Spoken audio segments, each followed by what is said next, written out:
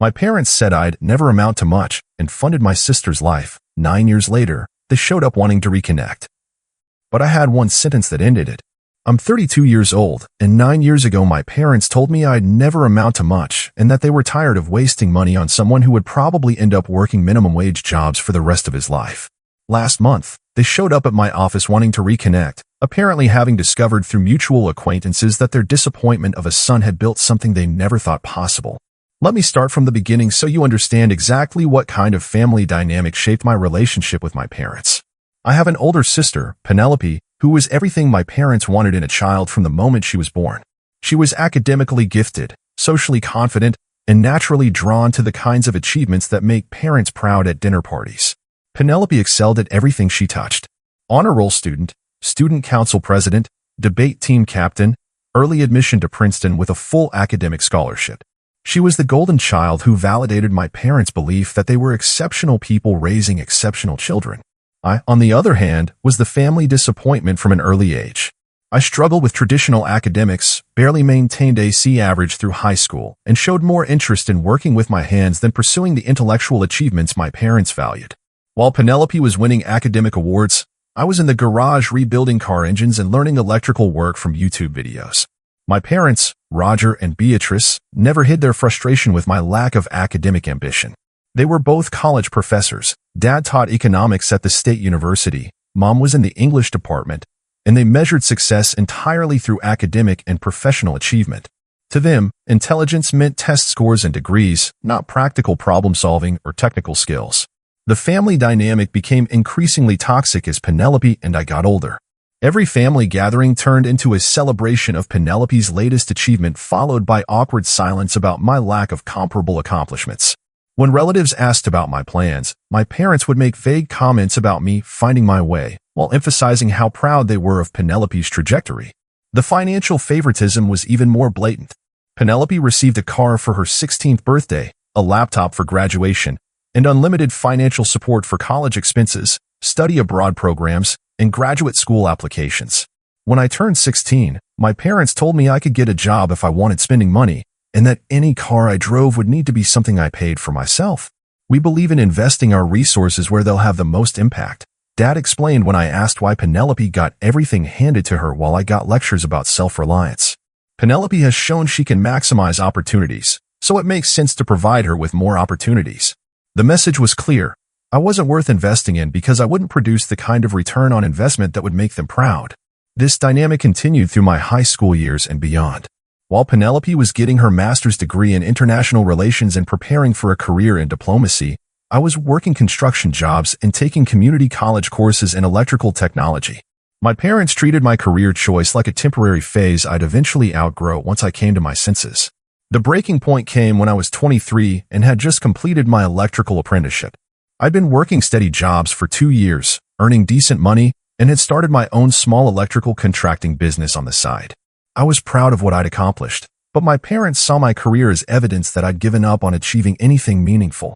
The conversation that ended our relationship happened at Penelope's graduation party when she finished her master's degree. The backyard was full of family friends, colleagues from the university, and other academic types celebrating Penelope's achievement and her acceptance into a prestigious foreign service program. I'd been working a job that day and arrived at the party still in my work clothes, which immediately drew disapproving looks from my mother. During dinner, someone asked about my plans, and I enthusiastically explained that my electrical business was growing and I was hoping to hire my first employee within the year. The response was polite but clearly dismissive. These were people who measured success by degrees and titles, not by building something from nothing with your own skills and effort. After most of the guests had left, my parents asked me to stay behind for a family conversation. I thought they might actually want to hear more about my business or acknowledge that I was building something meaningful, even if it wasn't what they'd envisioned for me. Instead, they delivered a devastating assessment of my life choices and their expectations for my future. "We need to talk about your trajectory," Dad began, using the same tone he'd used to counsel a struggling student. "You're 23 years old, and you're still working with your hands for hourly wages. This electrical thing might seem like progress to you, but it's not a career that will ever provide real financial security or social standing." Mom jumped in with her own concerns. "We've supported you through this phase, hoping you'd eventually realize that you needed to develop your intellectual potential instead of settling for manual labor. but it's becoming clear that you're not going to change direction on your own. They'd supported me through this phase. Like working hard to build a skilled trade career was some kind of rebellious period I needed to grow out of. We've decided that we can't continue enabling your lack of ambition, Dad continued. Penelope has shown what's possible when someone applies themselves to meaningful work. She's going to make a real difference in the world while building a career that provides security and respect. Then came the words that ended our relationship forever. We think it's time to accept that you're probably never going to amount to much, Mom said with the clinical detachment she'd used to critique a poorly written essay. We can't keep pretending that your electrical work is comparable to what Penelope has achieved or what she's going to accomplish. We're going to focus our emotional and financial energy on supporting the child who has real potential, Dad added. Penelope's career will require ongoing investment, and frankly, we'd rather put our resources behind someone who will make us proud. I sat there listening to my parents explain that they were officially giving up on me because I'd chosen a career that embarrassed them. They were writing me off as a bad investment and redirecting their support to the child who made them look good at faculty parties. That night, I decided that if they wanted to cut me off, I'd make it permanent. I walked out of their house and never looked back. After my parents essentially disowned me for choosing a career they considered beneath their standards, I threw myself into building the electrical contracting business that they dismissed as a dead-end pursuit. Their rejection stung, but it also liberated me from trying to earn approval from people who would never respect what I was actually good at. The first few years were challenging in ways my parents probably would have seen as proof of their assessment. Starting a business with limited capital while competing against established contractors required 18-hour days, sleeping in my truck between jobs, and reinvesting every dollar back into equipment and supplies. But unlike my parents, I wasn't measuring success by academic credentials or social status. I was building something real, solving actual problems for people, and creating value through skilled work that most people couldn't do themselves. Every satisfied customer felt like a victory that my parents would never understand. My breakthrough came during my third year in business when I landed a contract to rewire a small office building downtown. The job was complicated, involving outdated electrical systems and city code compliance issues that had scared off other contractors. But I'd spent countless hours studying electrical codes and modern installation techniques, treating my trade education with the same seriousness my parents had applied to their academic pursuits. The project went perfectly. I finished ahead of schedule, under budget, and with zero code violations. The building owner was so impressed that he recommended me to other property managers in his network. Within 6 months, I had more commercial work than I could handle alone. That's when I hired my first employee, Diego, a recent graduate from the same electrical technology program I'd completed. Training him reminded me of how much I'd learned and how far I'd come from the disappointed son who'd been written off as a failure. The business continued growing steadily. I hired 2 more electricians, bought a second truck, and started bidding on larger commercial projects. By my 5th year, I was employing 6 people and had developed a reputation for handling complex electrical work that other contractors avoided. But the real transformation happened when I started getting calls from general contractors who needed electrical work for new construction projects. These were million-dollar developments where electrical systems had to be designed and installed to precise specifications, coordinated with other trades, and completed on aggressive timelines. I discovered I had a talent for project management and system design that went far beyond basic electrical work. I could look at architectural plans and visualize exactly how electrical systems should be integrated with plumbing, HVAC, and structural elements. I could coordinate with engineers, architects, and other contractors to solve complex installation challenges. Within a few years, I wasn't just an electrician anymore. I was running a specialized electrical contracting company that major developers called when they needed sophisticated electrical systems installed correctly the first time. The financial success followed naturally. Commercial electrical work pays significantly more than residential service calls, and my reputation for handling complex projects meant I could charge premium rates. By year 7, I was earning more money than most of the college professors my parents worked with, including my parents themselves. But more importantly, I was building something lasting.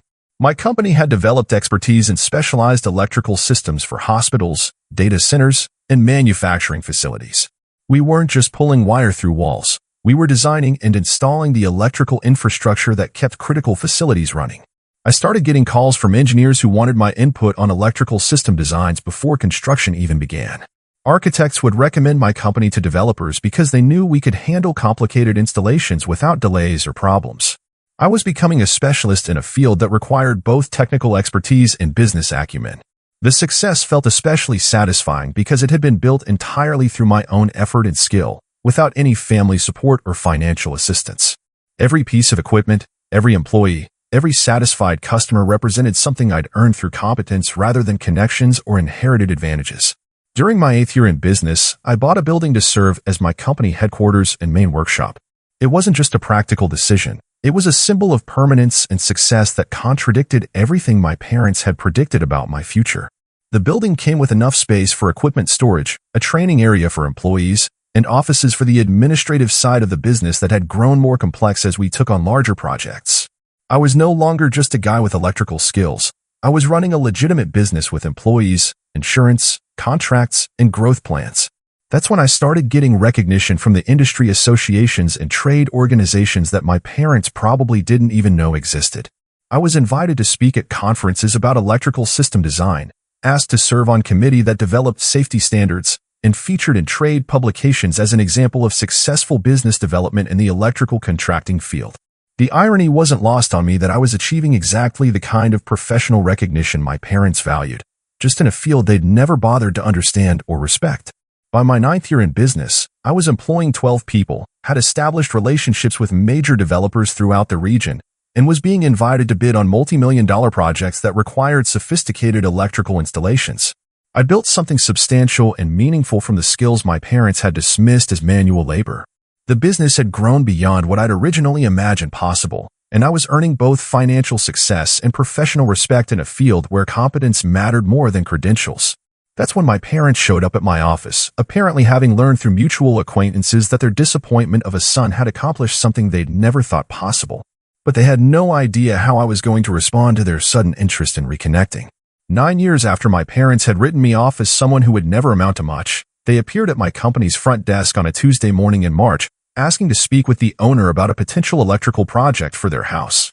My receptionist, Sandra, told them I was in a meeting with a client and asked if they'd like to schedule an appointment. That's when my mother apparently explained that they were family and hoped I might have a few minutes to see them. Sandra came to my office looking confused. There's an older couple here who say they're your parents.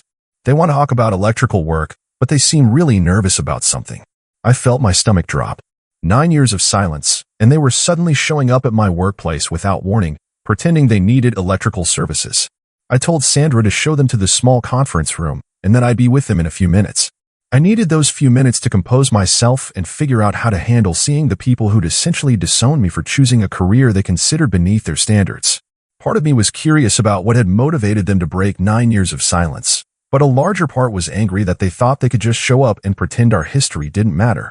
When I walked into the conference room, both of my parents looked older and smaller than I remembered. They stood up awkwardly when I entered, and I could see they were taking in my appearance, professional clothes, company polo shirt with my business logo, the confidence that comes from running a successful operation. "Hello, Roger." "Beatrice," I said, using their first names deliberately instead of calling them Mom and Dad. They both flinched at the formal address, but my mother recovered first. "Hello, sweetheart," she said, her voice carrying an emotional weight that hadn't been there 9 years ago. "You look successful." "I am successful," I replied simply. "Sandra mentioned you needed electrical work done?" My father cleared his throat uncomfortably. "Actually, we wanted to talk to you. About family things.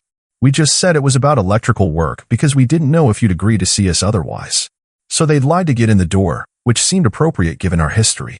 "What can I do for you?" I asked, remaining standing while they sat at the conference table. My mother pulled out a newspaper clipping from her purse. It was an article from the business section about my company being awarded a major contract for the electrical systems in a new medical complex. The headline read, "Local contractor lands multi-million-dollar healthcare project." "We saw this article," she said quietly. "We didn't even know. We had no idea you'd built something this substantial." "A lot has happened in 9 years," I said. My father leaned forward, trying to establish some kind of connection. "We've been hearing things about your success from people around town. The Hendersons mentioned that you'd done electrical work for their daughter's house, and they couldn't stop praising your professionalism and expertise." I waited for them to get to the point of their visit. "We wanted to." My mother paused, struggling with words that clearly didn't come easily. "We wanted to see if maybe we could rebuild our relationship. We realized we may have been too harsh in our assessment of your potential." "Too harsh in their assessment?" Like telling your son he'll never amount to much and cutting him off for embarrassing the family was just a slight miscalculation rather than devastating cruelty. We're proud of what you've accomplished, my father added. Building a business like this requires intelligence, dedication, and leadership skills. We can see that now. They were proud now. Now that my success was substantial enough to be featured in newspaper articles and discussed at dinner parties. Now that my business was impressive enough to make them look good instead of embarrassed. We miss you, my mother said, her eyes starting to fill with tears. We miss having you in our lives, and we want to find a way to be a family again. I looked at these two people who had shaped my childhood and young adulthood, who had made me feel inadequate and worthless for choosing a career path they couldn't understand or respect. They were sitting in the conference room of the successful business they'd never thought I could build, asking for a second chance now that my achievements were undeniable. We know we made mistakes, my father continued. We should have been more supportive of your choices, more encouraging of your interests. We let our own biases about blue-collar work blind us to your potential. Blue-collar work. Even now, they couldn't quite bring themselves to acknowledge that electrical contracting required the same intelligence and skill they respected in academic pursuits. We'd like to take you to dinner, my mother said. Maybe we could talk about starting over, building a new relationship based on who we all are now rather than the conflicts we had when you were younger. Starting over. Like 9 years of rejection and disappointment could be erased with a nice dinner conversation. I looked around the conference room where I met with engineers, architects, and developers to plan electrical systems for major construction projects. I thought about the 12 employees who depended on the business I'd built, the clients who trusted my expertise, and the professional reputation I'd earned through competence rather than connections. Then I looked back at my parents, who had finally decided I was worth their time and attention now that my success was too obvious to ignore. I had spent 9 years building something meaningful while proving that their assessment of my potential had been completely wrong. They'd written me off as a failure who would embarrass them at faculty parties, and I'd built a business that was more successful than anything they'd ever achieved. But their sudden interest in reconnecting wasn't about recognizing my worth as a person or apologizing for their cruelty. It was about wanting to associate themselves with my success now that it was substantial enough to reflect well on them. I knew exactly what I needed to say to end this conversation and make sure they understood why their offer of reconciliation was 9 years too late. I walked over to the window of my conference room and looked out at the parking lot where my company trucks were lined up with my business name and logo prominently displayed on each vehicle. 12 employees, 6 trucks, a building I owned, and a reputation for excellence that had taken nearly a decade to build. Then I turned back to face the two people who had told me I'd never amount to much and had decided to cut me off when my career choice embarrassed them at university social functions.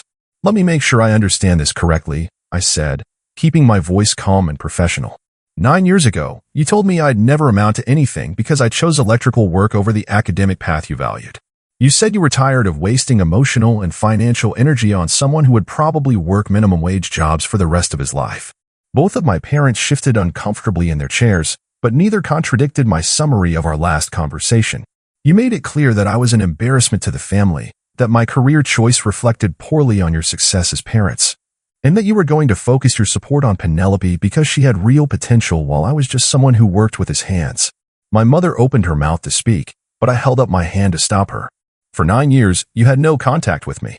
No phone calls on birthdays, no Christmas cards, no acknowledgement that I existed. You completely cut me out of your lives because you were ashamed of what I did for a living. I walked back to the conference table and remained standing while they sat looking up at me. During those 9 years, I built this business from nothing. I worked 18-hour days, slept in my truck between jobs, and reinvested every dollar back into equipment and training. I learned project management, business development, and specialized technical skills that most people couldn't master. I gestured toward the window where my trucks were visible. I now employ 12 people, own this building, and have contracts worth millions of dollars. I'm recognized as an expert in my field. I speak at industry conferences, and I serve on committees that develop safety standards for electrical installations. My father started to nod approvingly, but I wasn't finished. I've achieved financial success, professional recognition, and personal satisfaction through the same electrical work you dismissed as beneath our family standards. I built something lasting and meaningful using exactly the skills you told me would never amount to anything. The silence in the room was uncomfortable, but I wanted them to fully understand what they'd missed and why their sudden interest in reconnecting was so transparently opportunistic. Now you've seen a newspaper article about my success, heard people around town praising my work, and suddenly decided that maybe you were wrong about my potential. You want to take me to dinner and start over because my achievements are finally impressive enough to make you proud. My mother was crying openly now, but I felt no sympathy for her tears. The problem is that you're not proud of me, I continued. You're proud of my success. You're not apologizing for being wrong about my character or my worth as a person. You're apologizing for miscalculating my potential to achieve the kind of success that would reflect well on you. I walked to the door of the conference room and opened it, making it clear that this conversation was about to end. If I had stayed in electrical work but never built a successful business, if I had remained a journeyman electrician making decent money but not creating wealth or recognition, you would never have shown up here today. You would have continued to see me as the family disappointment who chose manual labor over intellectual achievement. Both of my parents were staring at me with expressions that mixed shock, sadness, and growing realization that this reunion wasn't going to happen on their terms.